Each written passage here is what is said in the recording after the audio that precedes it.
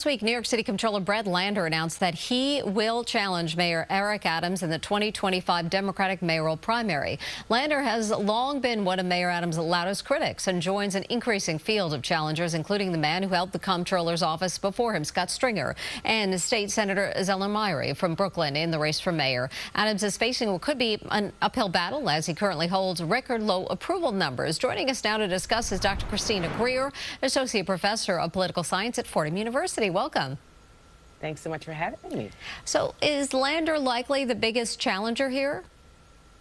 Well, I think, anytime you've already won citywide election and you're sitting already as an elected, that's obviously something that the mayor will think about. We'll have to see how much Brad Lander can raise in the next few months. That'll also give us an indication as to the excitement and the fervor, not just from rank and file voters, but from the business community as well, which we know is very important in any mayor's race.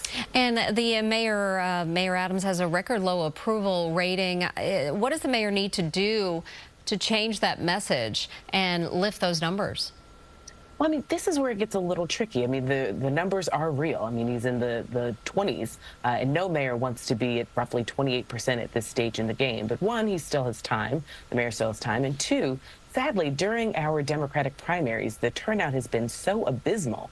We're barely reaching 20% of the voting eligible population even bothering to show out. So some of those people who are surveyed possibly aren't even voters. They're people who care about the city but haven't bothered to turn out to vote. So I think Eric Adams needs to make sure that his message resonates not just with all New Yorkers, but specifically with primary voting New Yorkers. What do you believe is top of mind? What is that message, if we focus and zero in on one issue that you think needs to be said by these candidates? Which one do you think? Well, we know voters always go to the polls based on pocketbook issues. So how do I feel economically? Can I afford my rent?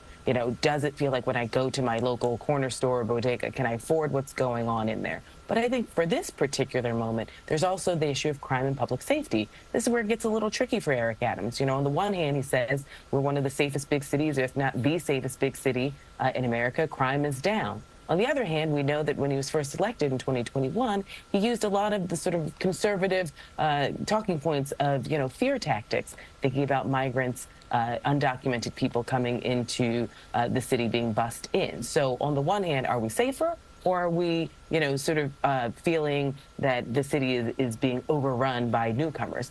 He needs to figure out what his message is and whether or not he's delivered these past 3+ years to make New Yorkers safer, or to justify why he needs another 4 years to continue doing the job. We mentioned Brad Lander, but a number of other folks are looking to also challenge the mayor. What do you believe are their chances?